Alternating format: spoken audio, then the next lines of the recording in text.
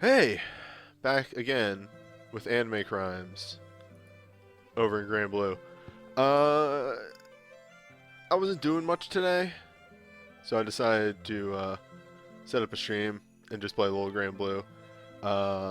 I'm a bit behind.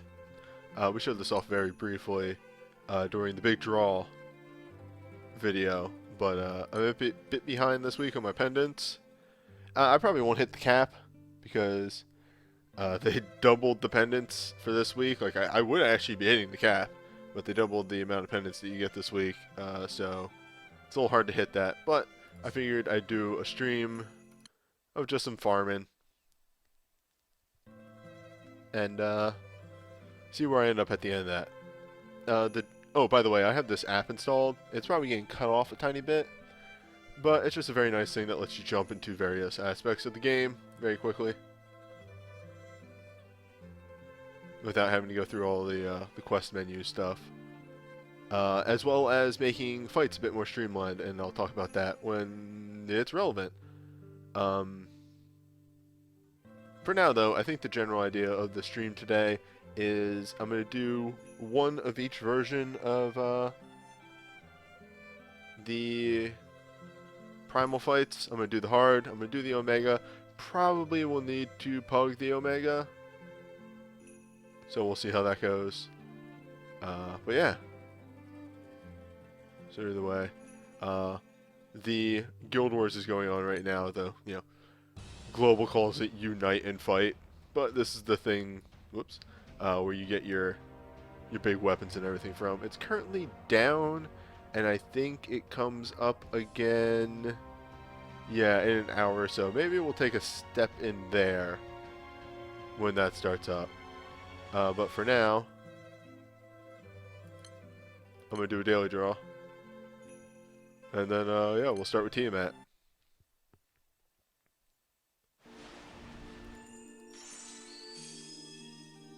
Alright. Hard modes, Tiamat. So, I haven't really buffed up my fire at all. We're still running wind for Tiamat. Mainly because for hard modes, my wind can beat them down pretty quickly.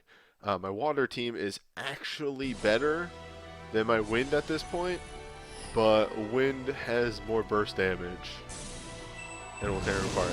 So, this app that I've installed is called Viramate. Viramate, yes. It does some very handy things. There's a little thing up in the upper right, which you can't see because it's cut off, that allows me to do raid stuff, refilling stam and all that.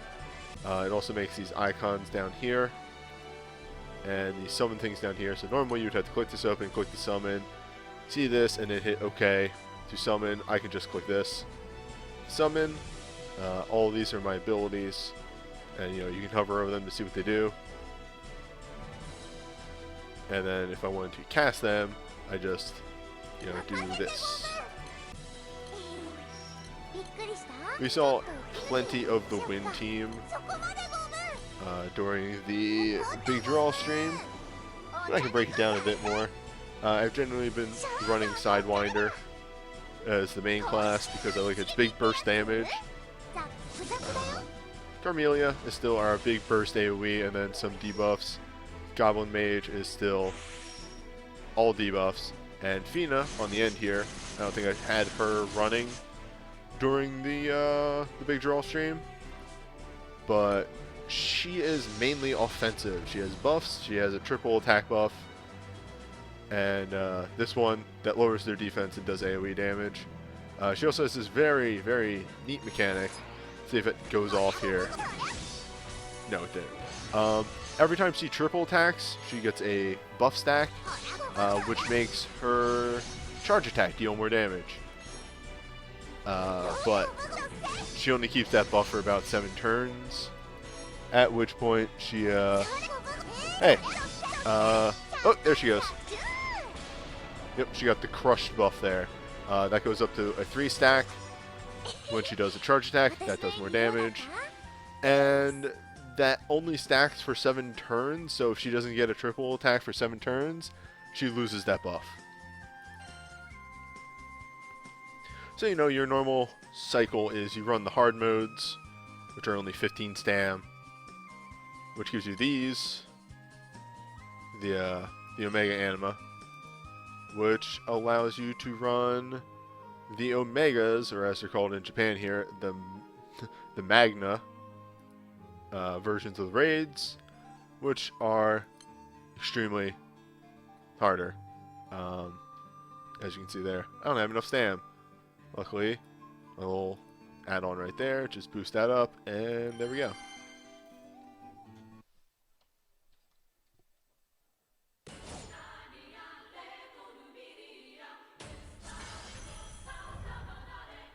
I just want to check a sound thing real quick.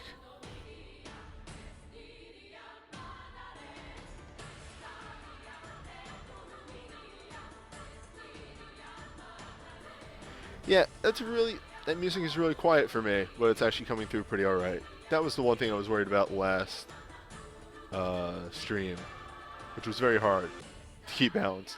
But yeah, so you'll immediately see that the Omegas have about 8 million health here.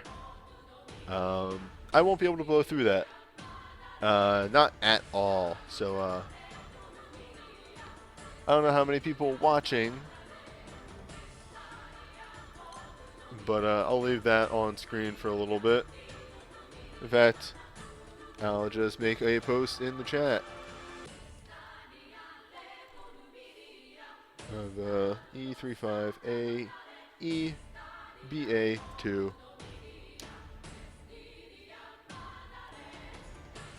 You can hop on into Omega Tiamat if you want to.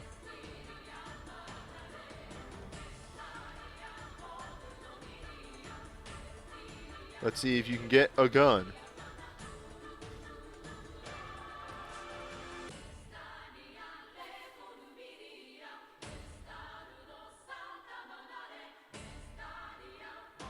I'm gonna start doing a bit of damage. The tricky thing that I'm having with getting survivability on Omega Tiamat here is, and actually this applies to a lot of the Omegas. Their normal attacks just start to outpace me at one point or another.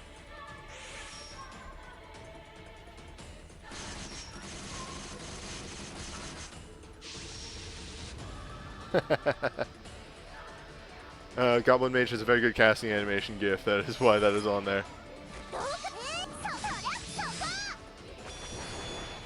I actually can't wait to do Colossus, because my water team has become my new favorite thing.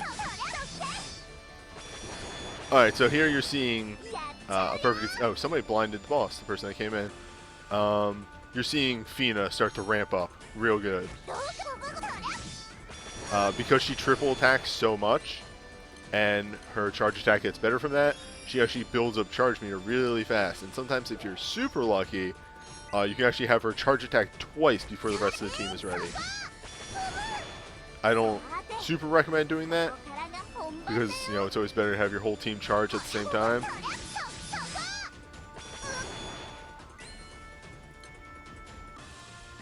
Now, oh, piss, I didn't want to do that. If you want to be super risky, you could, like, I'm going to leave my characters low on health, because I have the Tiamat guns on this team, which causes them to deal more damage the lower they are on health. Alright, we are going to run some real risk play here with Peridot Carbuncle. I shouldn't take as much damage. I really hope Carmelina doesn't die. Perfect. Alright, let's get our big moves going.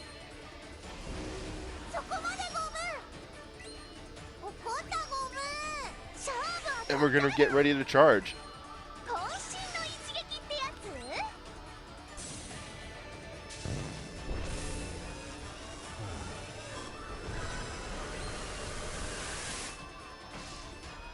Carmelina's going to do some obscene damage for this team just because all the buffs are up right now. Yeah, like compared to the main character, way more damage. Now the numbers aren't huge because I'm off element. I'm not on the main element. And like, yeah, there you go. There you're seeing that Fina is indeed a damage dealer compared to everyone else. Alright, now that we have done that, let's make sure people don't die. But yeah, that's Fina's whole gimmick. She deals damage. Let's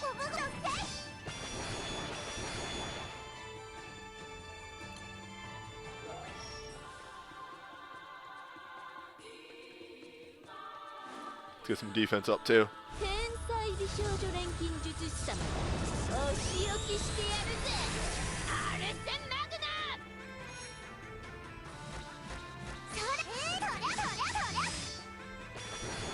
There's actually some really good triple attacks going off. Might be able to get a second set of charge. Oh wait, we're gonna get hit by... Uh-oh. We're gonna eat a...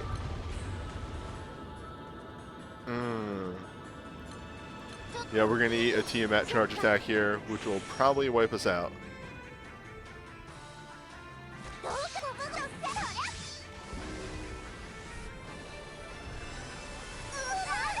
Nope, just barely hung on.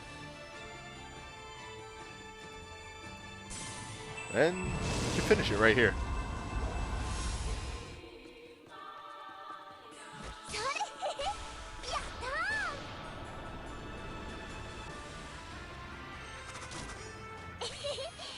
So whenever you host, you get a good chance to get those red chests, at least one or two. Those generally have the better prizes in them. Gold chests can do a little flip animation, which makes them an extremely good item pool. But the red chests have a very nice item pool to pull from. This is probably... SRs are okay, they're fodder. But, and like this is maybe one of the worst prizes, to be honest, unless you're going super hard into Guild Wars. Not great. Anywho, let's head into the next set, which is Colossus. So Colossus, I have been leveling up my water team. And I did one extra thing on the side. I've been getting enough enjoyment out of the game that a money draw special came around that just allows you to get an SR character, or an SSR character. So I did that. So in combination with the two that I drew off of the normal fest, yes, my water team is very gross right now. They're not going to bust down this boss as fast as my wind team did to Tiamat, but that's because the wind team is sort of built that way, just with their abilities. That said, here's the gang. So just to go down the abilities, I'm maining the Dark Fencer on this, which it is a debuff based class. Delay removes a crystal from the boss. Miserable Miss is, you know, stat downs. Gravity Wave adds an extra crystal on. Rain of Arrows is an attack down. Catalina here has a attack that gives her triple attack. Something that gives the party Veil, which is debuff evasion, as well as Refresh, which starts at 1,000 each. Like on the first turn it's 1,000, and then it goes in half each turn. And I think it stops at like 200.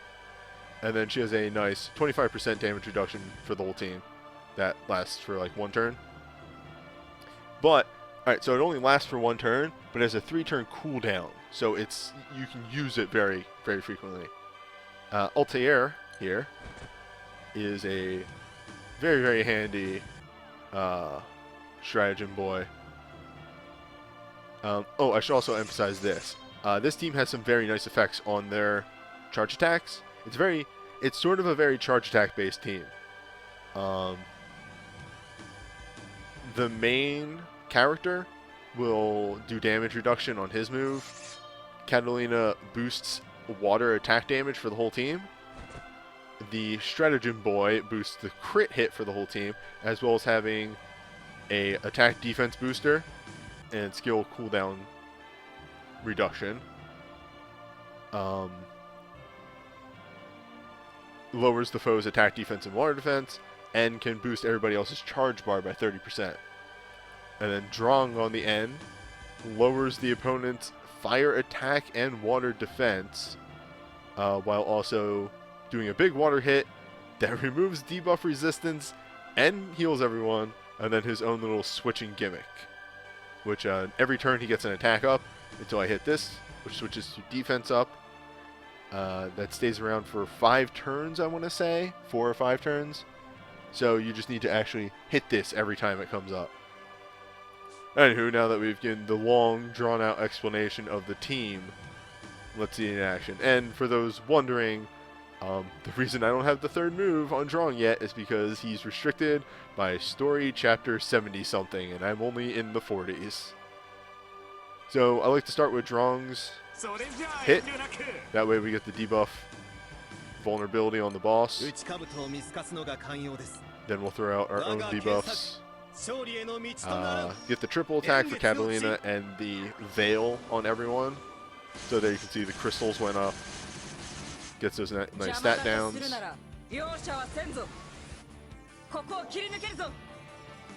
And there. Now we're ready to go.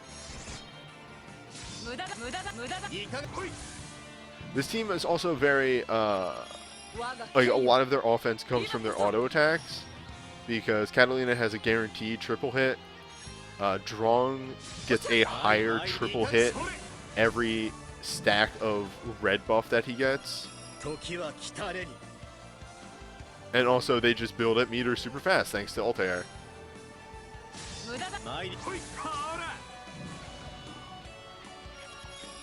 But as where the fire team destroyed the boss in like 1 turn, these guys actually have to do a couple turns of auto attacks.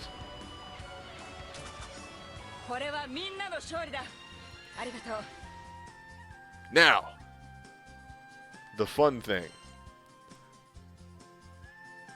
Normally I would open these up to the chat and everything, but Colossus I have successfully soloed.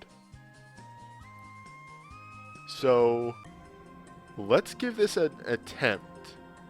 And it'll also kind of show off the let's not try just yet.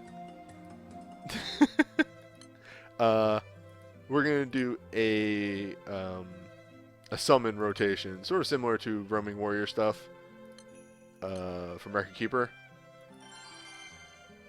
Mainly because I'm trying to find a certain summon, the one that I actually used last time, but a better version of him. Her, actually, it's female.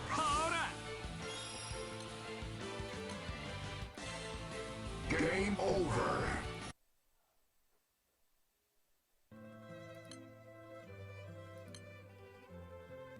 This is, yes, good. That's exactly what I wanted. Okay. Here we go. Colossus.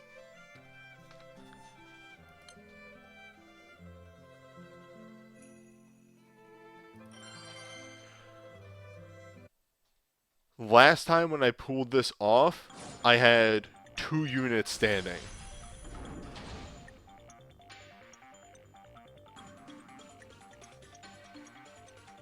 Alright, so debuff vulnerabilities, charge bar buffs, debuffs, and then, so Maki here, their effect is that they do extend break, but they speed up charge bar. It's very hard for me to actually know when to use this, but I think for this boss, we're gonna hold on to that for the extend break effect.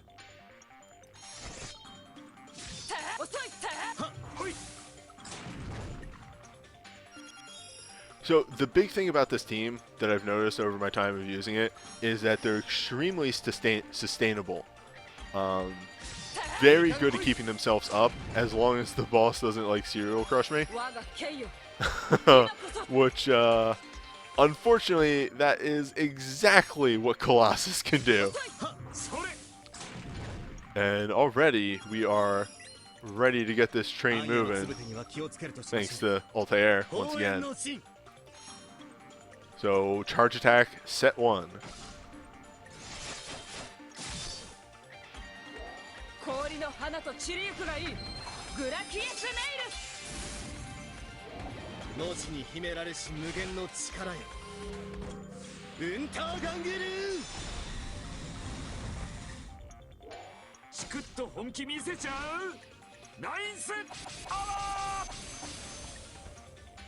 And you'll note how like everybody just started doing more and more damage as the charge went on because of the various buffs. Like that's this whole team's MO.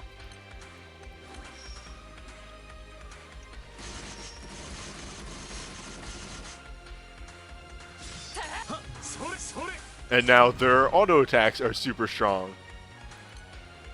Do want to keep him out of...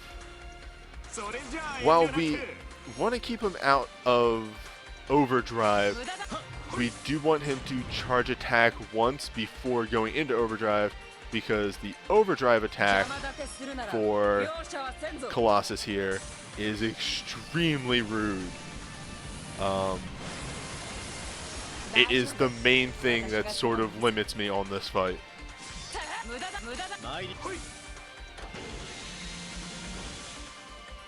Resolute reactor is fine. He'll be doing more damage now, but he's taking more damage as well. And actually, Drong is fully buffed.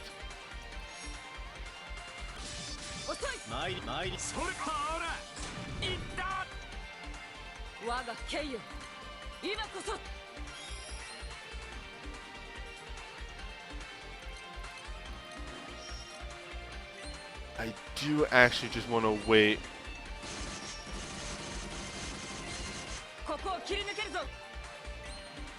Don't want to use this charge attack just yet.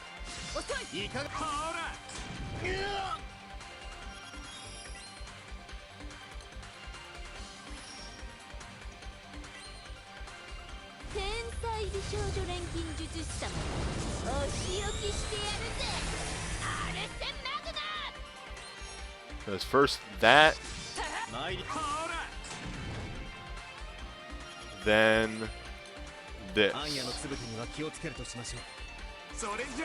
if we can't lower his defense actually.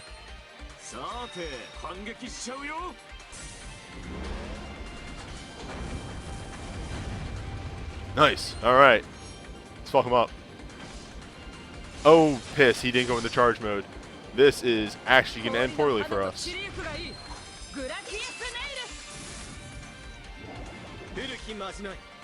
Well, I'll give it my all.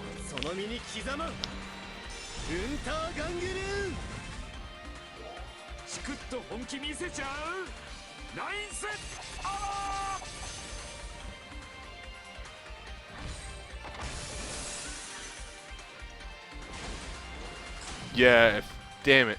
I just was hoping to knock him into overdrive. I really fucked up.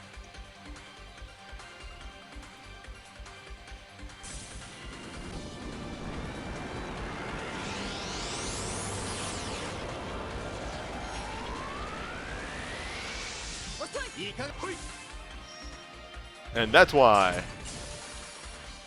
Ooh, Drong and his fucking evasion boost from defensive mode. Holy shit.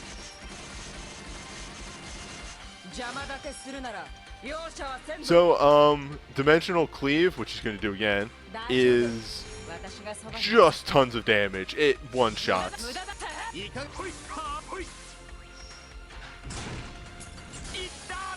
Yep, see? Alright, backup team. Fuck it at this point. I don't think I'm actually going to knock him into break mode. this is where the fight just starts to become how much damage can we do with auto attacks? Because periodically he does dimensional slash. That's the gimmick right now. He does that like 50, 25, I think 10 and 5, and he does it every time he charges.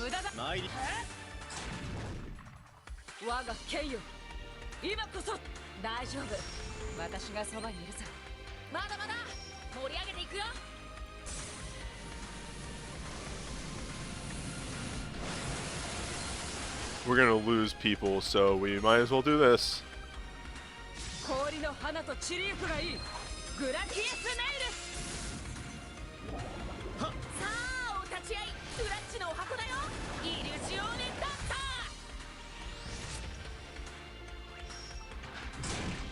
Now, if he goes for Catalina, that's alright, because Catalina's passive is she can survive one hit. She has guts, pretty much. Let's see if this is enough.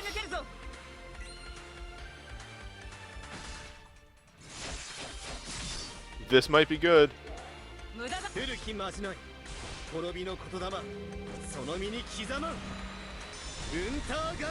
Nice! Yeah, so I can pull it off, but it's very scary the whole time.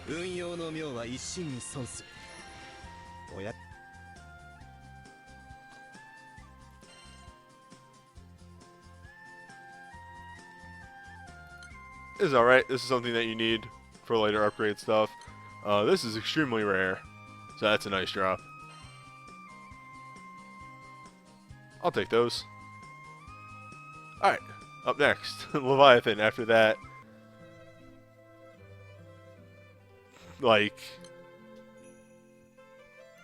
I don't even know what to call it. Stress? It did get to show how crazy that team can ramp up. This team just, it ramps real good.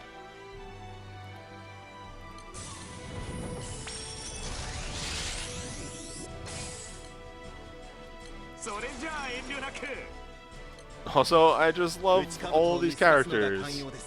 Like this nerd boy. He's great. Drong is the best. He has such good inflections on everything that he says.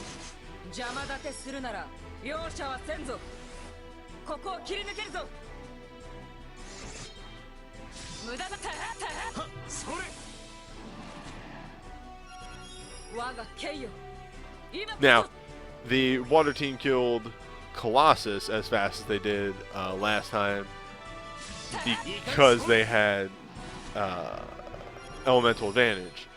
This time against something that they are neutral against, you can see that they obviously are taking longer. That's why I brought them to this.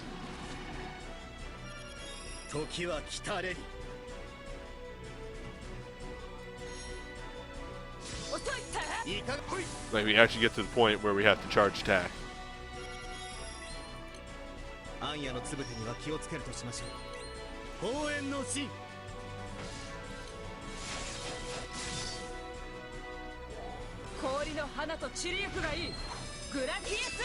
Alright, but that's Leviathan down. Who's up for an Omega?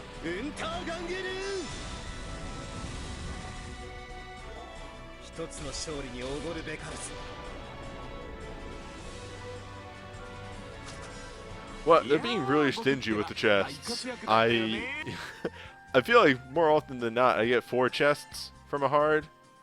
They're only giving me 3, but they are giving me a Omega each time. Though I actually need silver Leviathans, not Omegas, for my Guild Wars weapon. Oh, right, let's hit this. Oh, that was actually somebody who...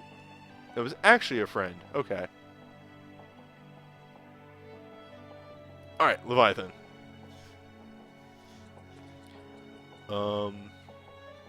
Well, we don't actually have a good friend summon this time for the water team.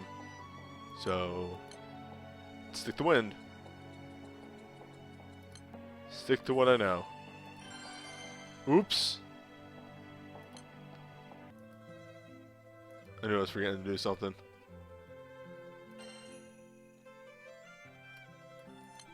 Now, Leviathan is the stuff that I actually super need. Since I'm pretty much maining water at this point, I just farm with wind because they can farm a little bit faster, but my water team is way more survivable. I've been focusing on water a lot, and water does get the job done a lot of times.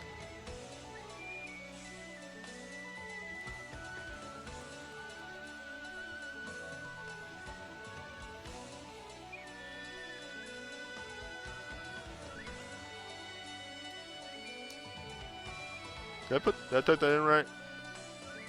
Yeah, okay, I did.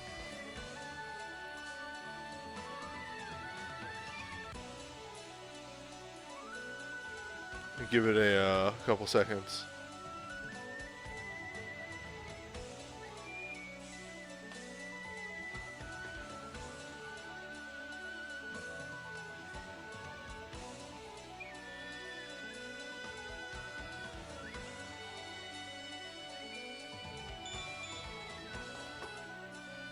Alright. I'll probably save this Anant this time. I used it a bit early last time because I didn't think I was going to survive as long as I did. Oh, wait. We don't want damage just yet. We want to get our debuffs up first.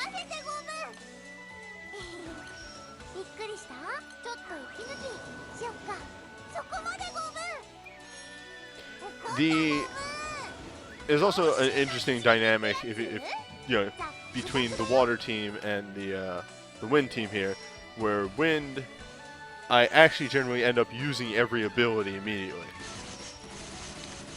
Because they're debuffs, they're things that buff their attacks, and you usually get these back before a charge attack goes off.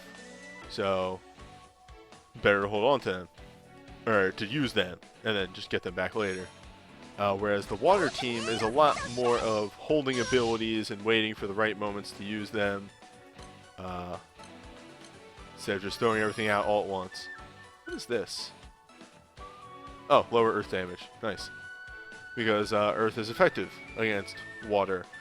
I actually don't have an earth team yet. Fire and earth are my weakest elements right now. And not sure when that's going to change. Actually, so as you get down on the list of large boys and girls, I get destroyed more and more, to put it simply. Leviathan does way too much damage for me to keep up with, at least with the wind team. Maybe water can, but yep, that's exactly why I use that charge attack.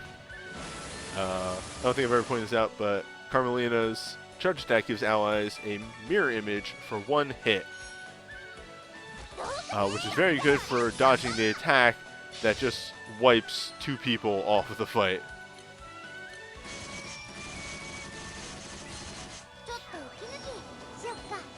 But one more turn,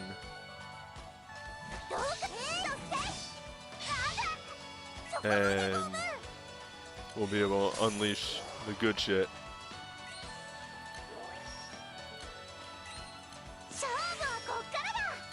At least get enough. Oh, I actually have enough honors for the full credit. Full credit for reference. When you're hosting a Omega, you need to get at least 10,000 honors to get the full medal credit. If you don't get that much, you get reduced. Full pendant, I said medal. Full pendants is 40, which is a lot for one fight. At least for me, it's a lot.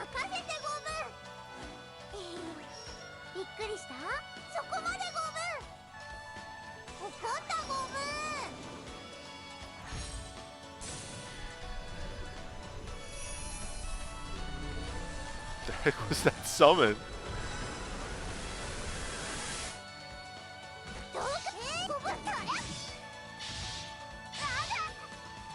Yeah, we're gonna lose people in a moment here.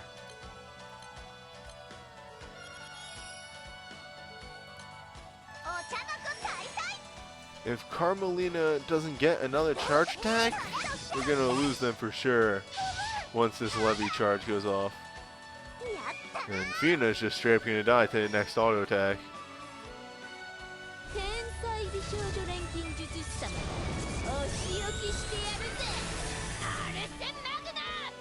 That's a really good free summon, by the way. Just attack defense up and triple boosts. Yep. We did not get enough for the good shit. I think I'm just going to use this Fina charge attack because she's probably going to die.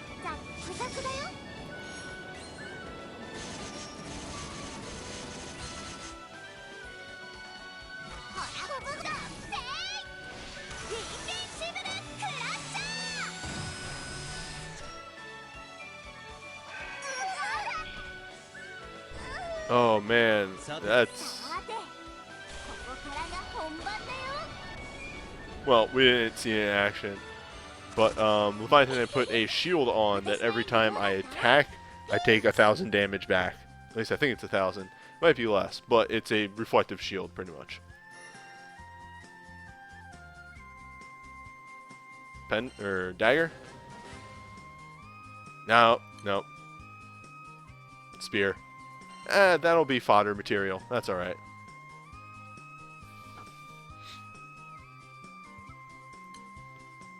Alright, next up is Yggdrasil, which is hilarious because my win team can one-turn this.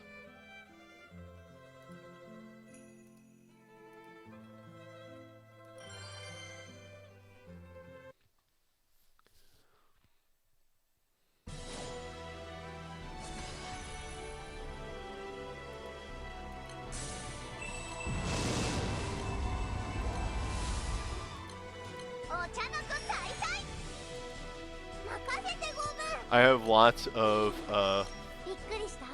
Yggdrasil Omega Anima because I haven't really been running Yggdrasil that much, but very easy for me to run. Also, hey, welcome. We're just doing some Granblue farming because I'm bored.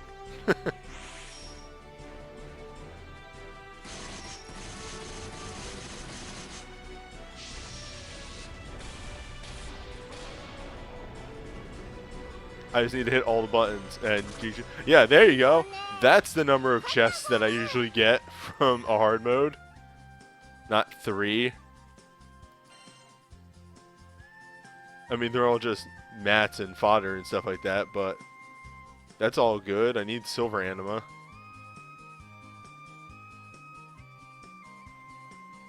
I wonder how well I'll stand up against Omega, actually.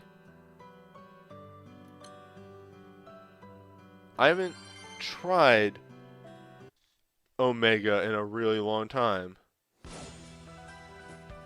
Omega and its Toho ass music.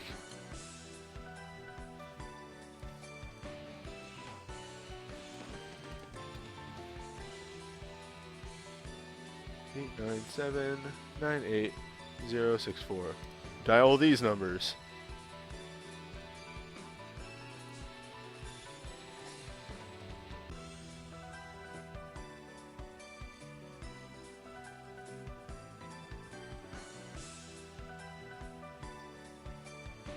But yeah, mainly it is one specific move on Yggdrasil. Just nukes my team, and I haven't really figured out a way around it yet. It just destroys me every time. Alright. Maybe this time will be different.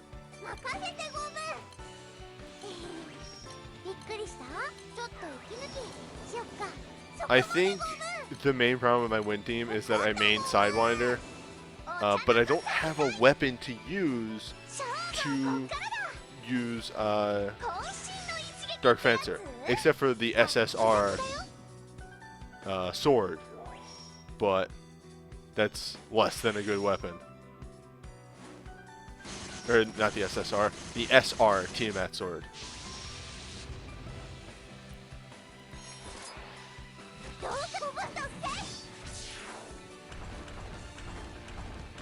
So that's Yggdrasil's biggest gimmick right there, is that she attacks a lot, multiple times.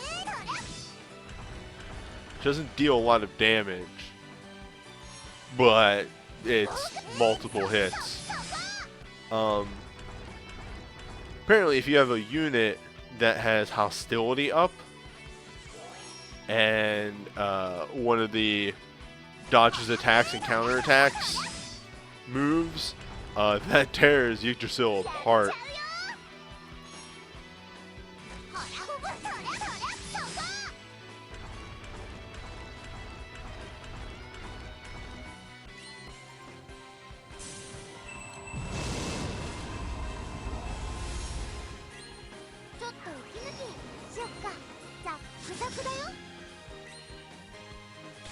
Oh, apparently Yggdrasil is pretty easy for most people.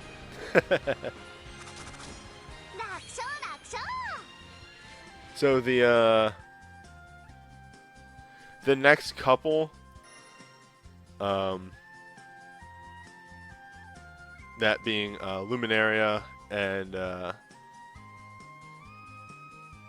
Celeste, have rules to them, so they're a bit harder to run.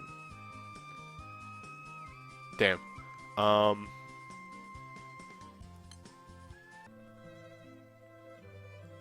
That said, I'm sorry, Chevalier. I forgot that the global translation actually uses a different name. Chevalier is the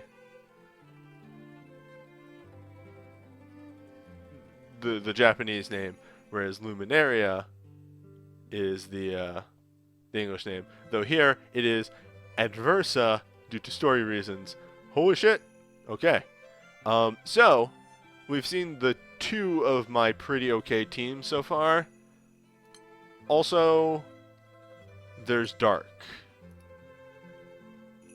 which all of these I got during Legfest. A note here, Catalina's on the team because Vera gets a buff if Catalina's on the team.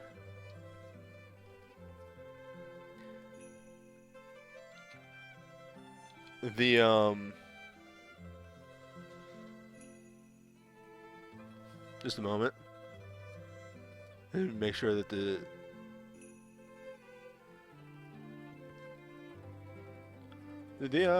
stream go down? Or is this computer having problems?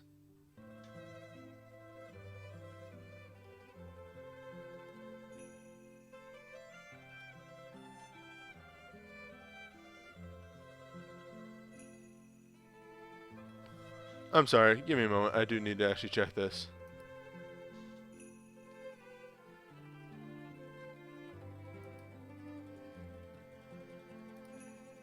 No, we're live. Okay, cool. Yep. Laptop's just having problems. Okay, that's fine. Anywho, let's get in here and explain how the Dark team works. Mainly, it's two pretty simple characters and then one extremely complex character. So, main character is Dark Fencer again. The only difference is that they have a different super move. Instead of giving a defense up to everyone, they instead give themselves a triple attack up. Vera here just hits like a truck. She's a damage dealer.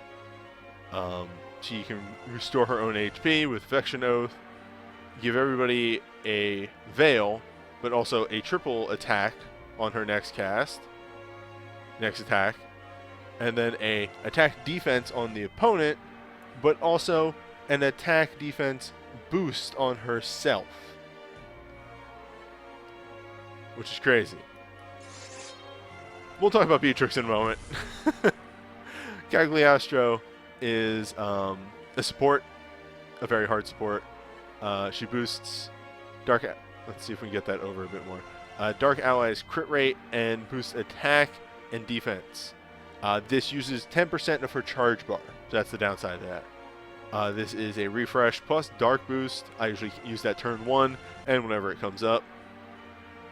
And then this is just dark damage and healing cap boost, which is usually just used whenever it's up. Okay, let's talk about Beatrix. So Beatrix has this constant buff, which is the clock. When it's north, she gains an attack buff and I believe hostility down. When it is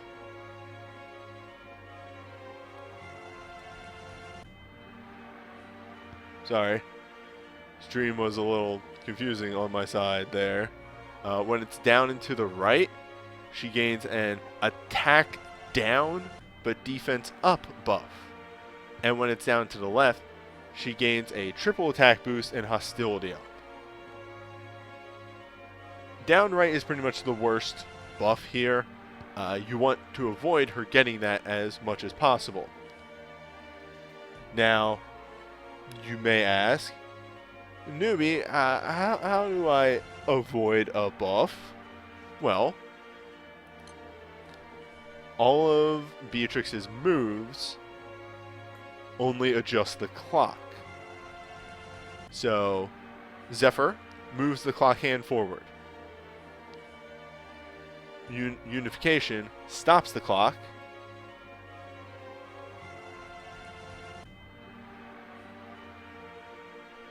And Sword extends the effect.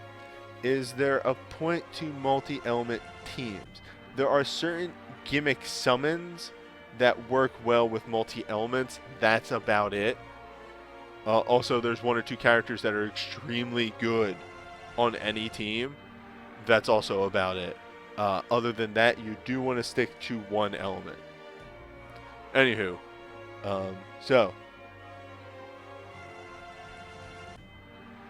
the biggest thing about Beatrix is working the clock correctly. If you clock right, she does a lot of damage.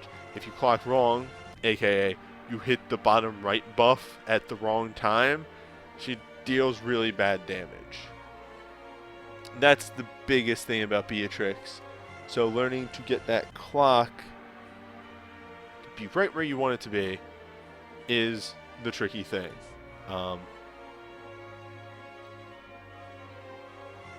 So, let's see the team in action. Why don't we? As always, as I stated, I want to get this refresh up immediately. Get our defense, our buffs, our down buffs, our stat down buffs up. Nucleosynthesis we do whenever that is up, just to make sure we have that boost to healing, and it's just damage. Arcane Evolution we actually save for charge attacks. It's just crit and attack up. It's very easy to time. Rain of Arrows we use whenever. Affection Oath we use whenever.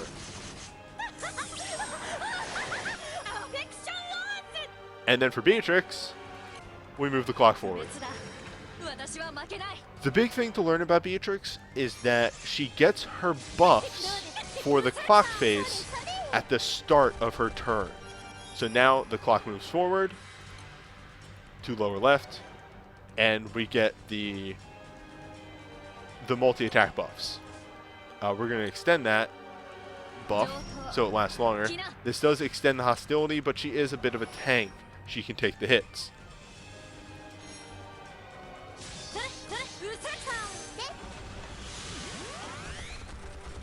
So now that the clock is in the north face, which gives us the attack up boost, but the defense down, this is when I like to pause the clock.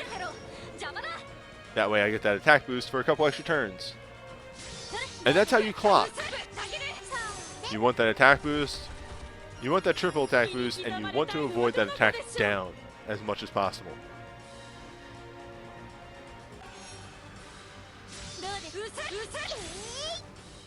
Now, I'm all for dunking this boss, which is exactly what I'm going to do right now.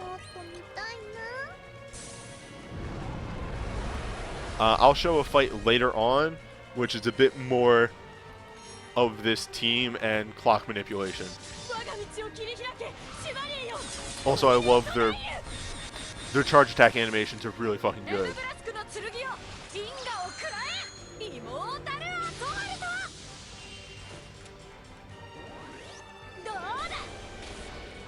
And another thing, because Beatrix does get that taunt, she draws a lot of attacks towards her, and she gets that multi-attack buff, she actually gets overdrive, or not overdrive, charge attack super fast, constantly. I've actually had times where I've charged attack, used her charge attack, like she built it up, used it again, and then built it up again before everybody else built charge attack. So, yeah, she's kind of a beast in that regard. Now, I'm going to fire up Chevalier, Luminaria, Omega. I will probably have to open this up to Pugs, but I'll let you all get in first. And, yeah, we'll see how this goes. I don't expect it to be fantastic, though.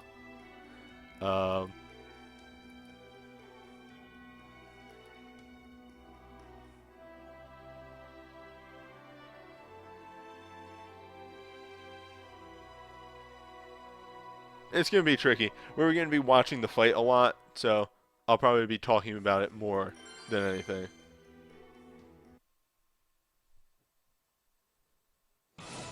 As I said, Chevalier, Luminaria, and Celeste have some very, very interesting mechanics. So here's Luminaria. The first thing you may notice is that Luminaria has way more fucking health than the other Omegas we saw. And very quickly, actually, allow me to show off Luminaria's main mechanic.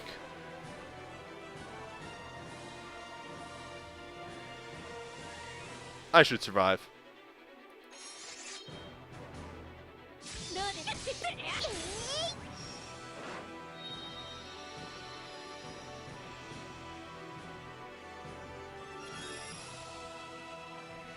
Oh, stupid me! I didn't advance the clock. All right, so that's what happens on turn 1 with Luminaria. And every time Luminaria overdrives or charge attacks before 50%, my understanding. Yeah.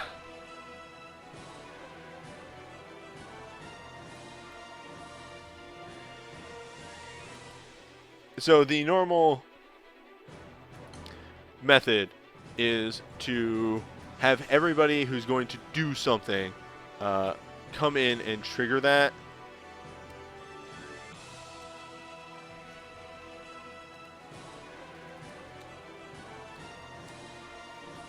And then wait for somebody else to dispel everything. And then you go to town. I'm actually going to alert a different chat room of this too. And then once I've given people some time to get in.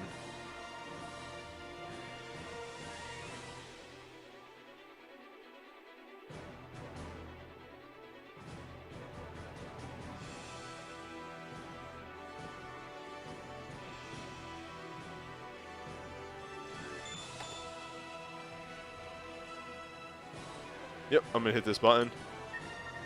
And throw this to the wolves. We may be here for a while. That is, of course, the downside of Luminaria Omega.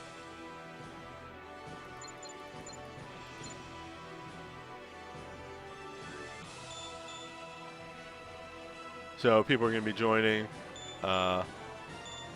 Whenever I see those debuffs be gone for longer than a moment, that's when I'm actually going to get aggressive.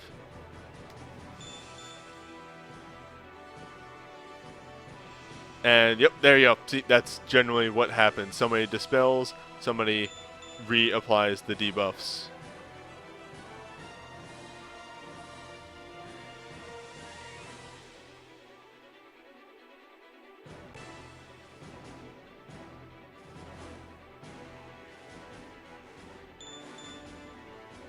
There we go. Okay.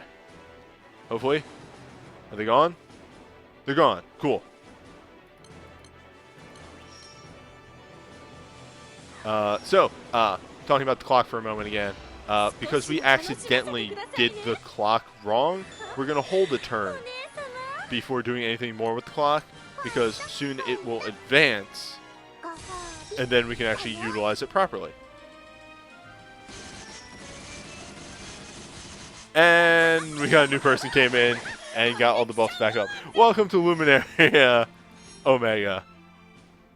A experiment in frustration.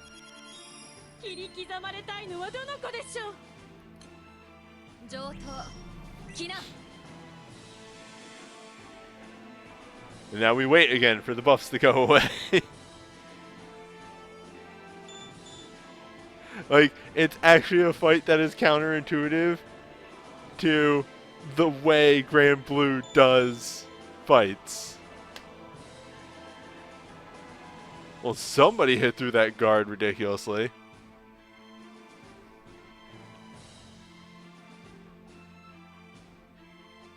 Yeah, it's better to do this with a small group of friends.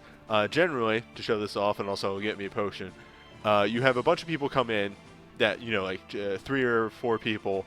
Everybody punches it once to activate the buff on their side, and then they do the okay sticker. And they're like, I did my buff. Okay, we got rid of the buffs again. And then once you do, you know, okay. Whoops.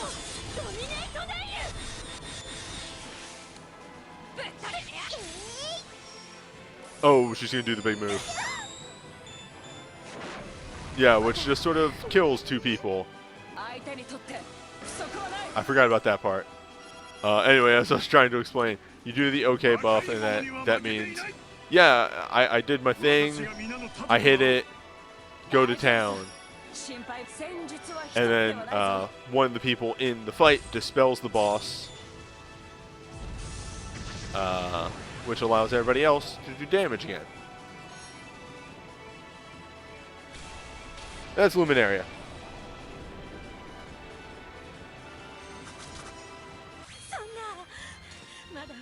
It was either a percentile HP or plain damage. You're right. Okay. Yeah, and I couldn't even get the, because of that fucking mechanic, I couldn't even get the honor that I needed. Well, I got fodder. So there's that. I don't think that Bahamut was great. Like, not in a sense of like, oh, that Bahamut wasn't very... No, like, I don't think that was a max level Bahamut. Max level Bahamut has a charge attack up bonus to it, which is pretty fantastic. For this last one, I'm just going to hop back over to the win team. So this is Celeste. I think we saw Celeste very briefly on the big pool stream.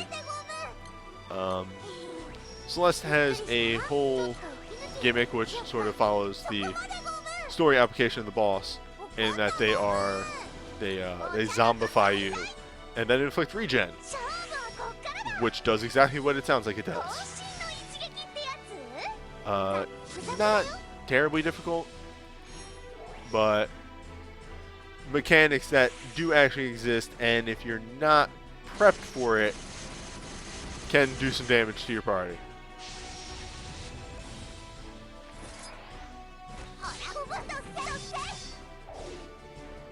However, I've gotten strong enough where I don't care anymore.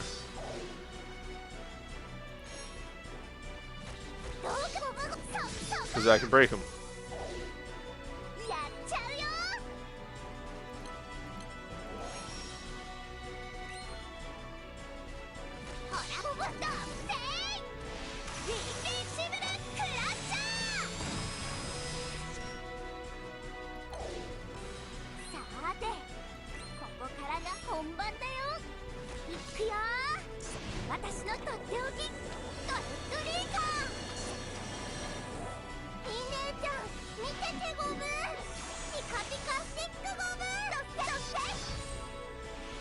Right. Yeah, the Omega stuff.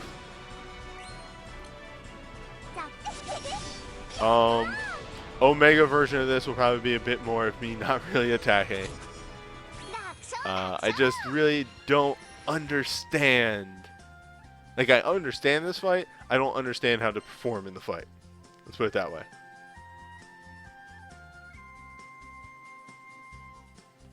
So. Celeste Omega. I've gone through a number of half elixirs today, which is good. That was the intention.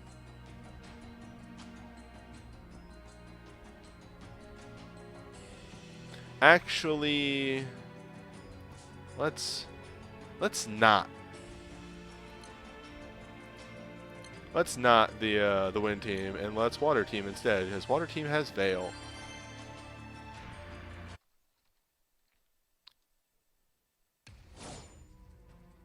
So here's Celeste and her extremely creepy music.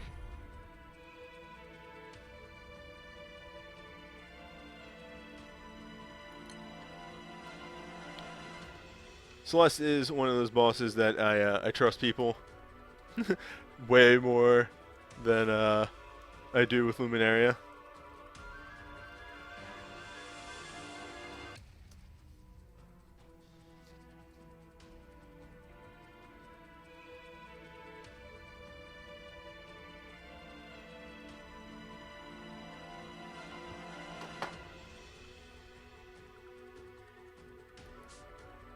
But Celeste's big gimmick, and actually, let me put it this way, of why Celeste is a little annoying. I can't actually use... Oh no! I wonder how this reacts to Drong's passive. This will be interesting. I can't use the Dark Team on this because Beatrix's passive actually procs Celeste's ability every turn. The ability is if you give yourself an attack or defensive buff, Celeste here zombifies your party.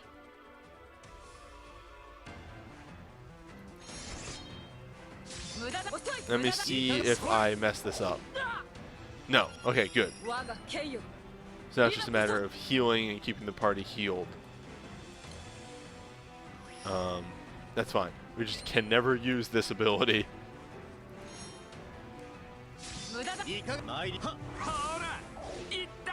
Now, it's specifically attack or defense buffs. You can do crit buffs, you can do charge attack buffs. These are fine.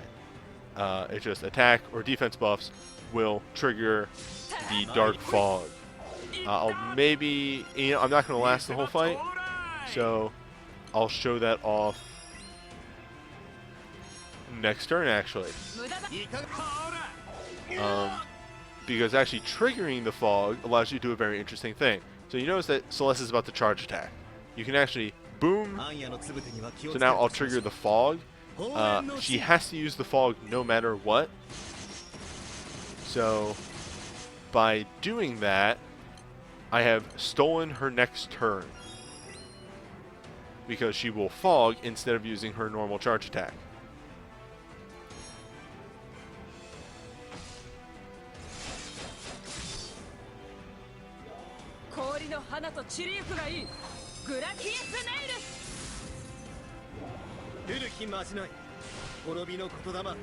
その身に刻まん。ウンターガングルーン。チクッと本気見せちゃう。ナインスアワー。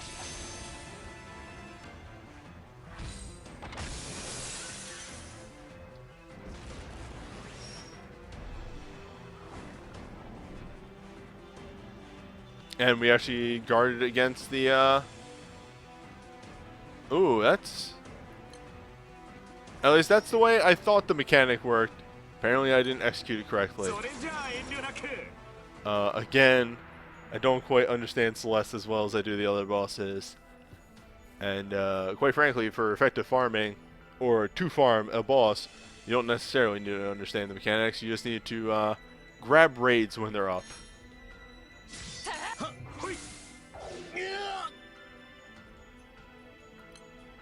邪魔立てするなら容赦はせんぞ。無駄だ。遅い。いいか。ほら。いっぱい血にまみれる。 Well, that's a bigger attack. 裏っちにドーンとお任せ。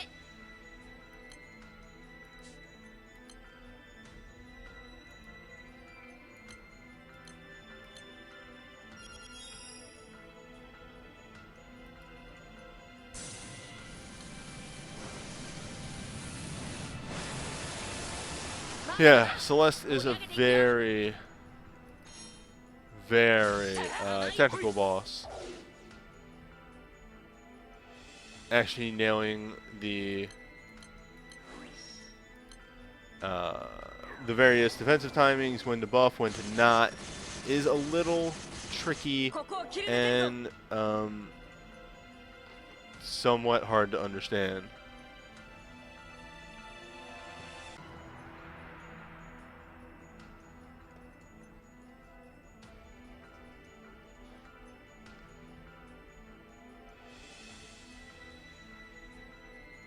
So I just got a message from somebody. Just fire this out real quick.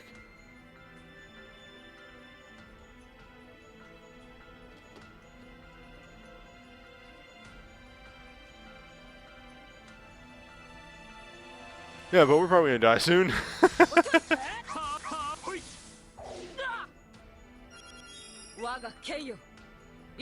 We can only keep ourselves alive for so long. That is the tricky thing. Let's see what happens if I do this again. Let's actually try and learn Celeste's mechanics. Oh, that's bad, actually. I didn't even think about that. Oh no. Alright, so, let me explain real quick why that's bad. I just handed everybody else a stat buffing summon because of the chain summon mechanic. Ah, god damn it.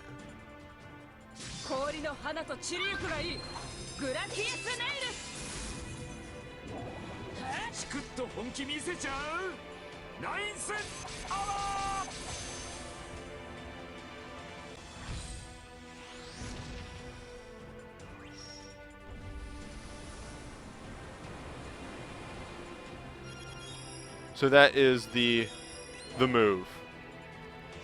I'm not going to attack anymore because I think I am 100% in the territory of royally fucked up. We're just going to let these others take care of this now.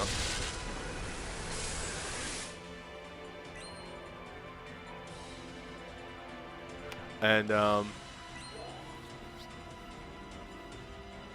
yeah, perfect, right? Kind of.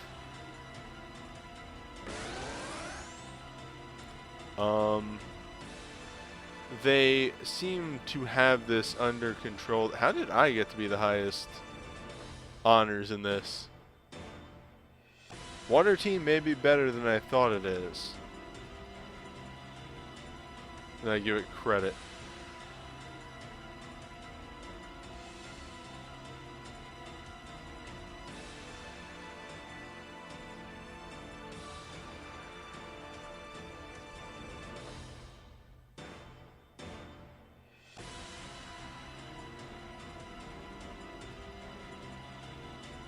Problem is, Celeste has a very cool aesthetic and a very good gimmick mechanic.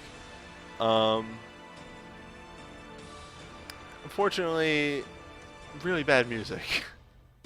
I get the aesthetic they were going for with this music. I just don't really care for it at all. Fuck it. Let's see if I've just royally fucked up even more by attacking again.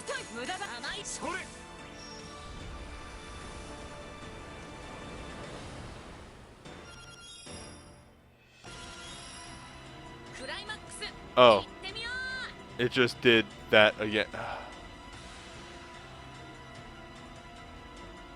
Why do I keep attacking? Oh, I got it. I'll finish him off.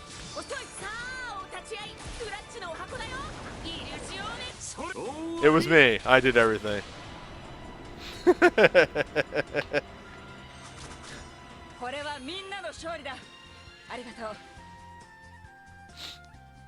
Yeah, that's Celeste.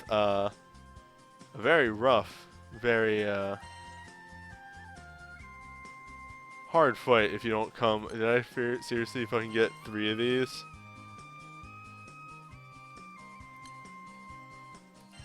A very hard fight if you don't understand the rules. You have to follow the rules. Give me just a moment. I will be right back. I need to step away for a second.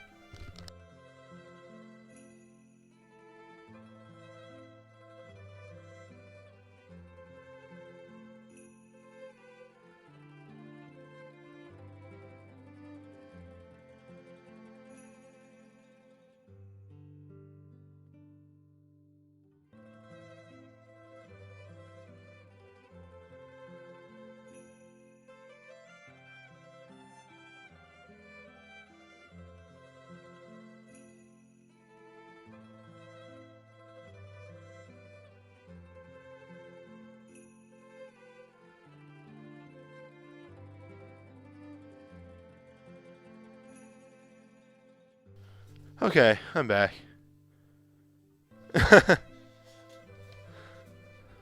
Somebody accidentally used a buff. Maybe killed someone. I think that's about it for what I wanted to show off. I did want to favorite this right here, though. That's for me. Wait, yes, he's here. Okay. I'm sorry, I do actually have to show this off. I have to show off Sagittarius. So these are a rotating, rough fight is the best way to put it. There's a bunch of different ones of them. Sagittarius is the best.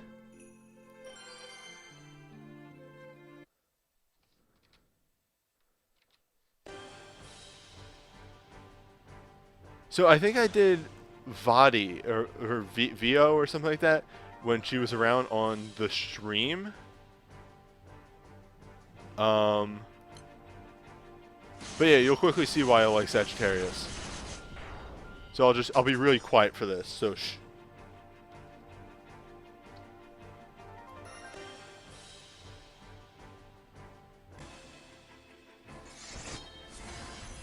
Stand ready. Hell yeah.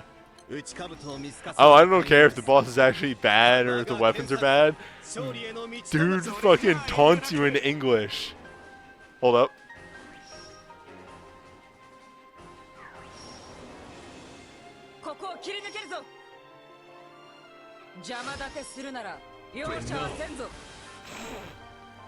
It's so good.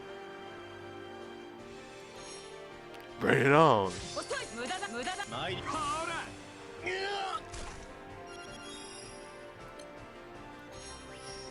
And there's one more. This is the last warning. Oh god, that voice is so good. I don't care if the weapons are terrible or whatever. Fucking that voice is great.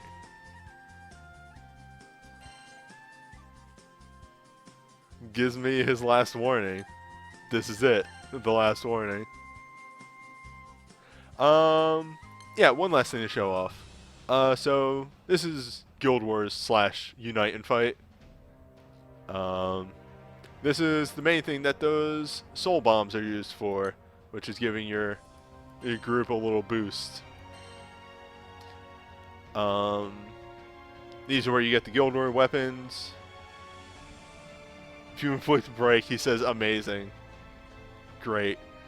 So yeah, there are draw boxes. And the top item in it is, of course, the Guild Wars weapon, and you need to get 4 of these in order to get a character and start that whole quest line, as well as a lot of other stuff that is good and not so good. I'm looking at you, normal summons, 100 of them and 100 normal weapons. Now, you do this by doing fights. You get meats from these fights. You spend meats on these fights that are harder, and all that. But I did want to give the what's it called? I did want to give the Dark Team a proper showing. So they can solo the very hard fight here with a very good Bahamut. Perfect. What perfect fucking timing.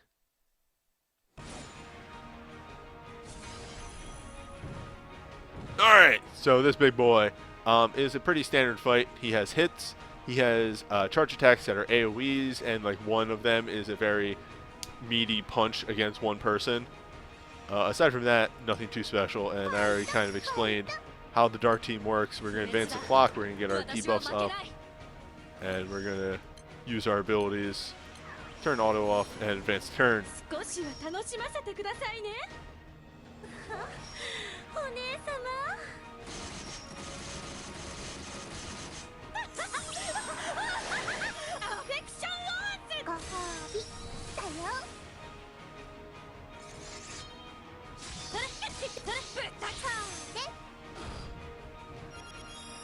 Now, of course, hitting weakness does make this team do a little bit more damage than it usually would, which is all fine by me.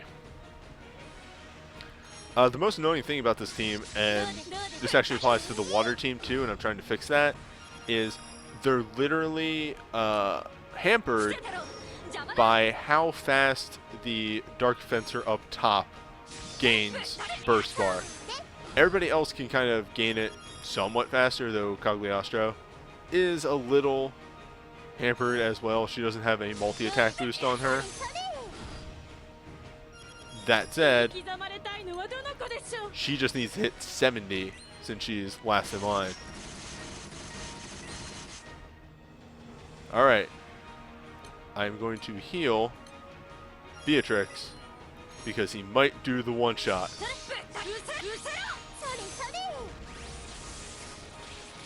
No, we're good. You are noticing Beatrix's downside of her sword stuff is that she takes a lot of damage. But that's just what makes her fun. Alright. See the power of this fully charged Dark Team.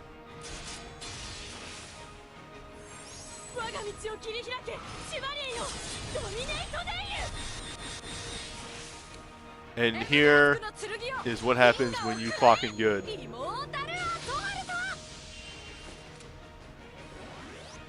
Now, she didn't have the attack buff for being at 12 o'clock.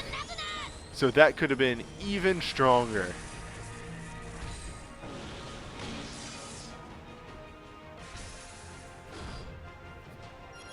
Now let's see if she does the thing that she does, where she gets right back up to speed extremely fast.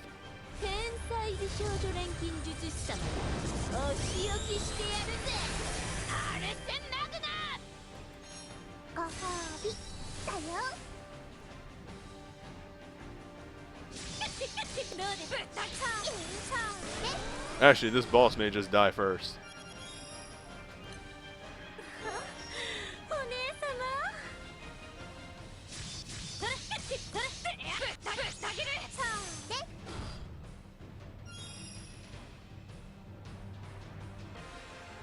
And here's an actually really good showing of this. As soon as these buffs go through and I can throw out a heal on Vera. Oh wait, that's right, Vera heals herself.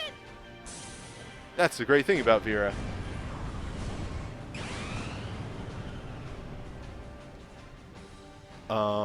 So, watch how much lower Beatrix's damage is this turn. Whereas before she was hitting like 40k, that's because she has the attack down buff right now. Now, she does keep that defense up buff for a little bit faster. So it's not terrible to hit that stage, but you don't want to linger on it because of the attack down. And that's it. That's this dark team in action. I didn't really mess around with this until this week, and I'm really liking the dark team, mainly because Beatrix is really fun to use and really satisfying when you actually fucking pull her off real well. And there you go. You get honors, you get tokens, you get meats.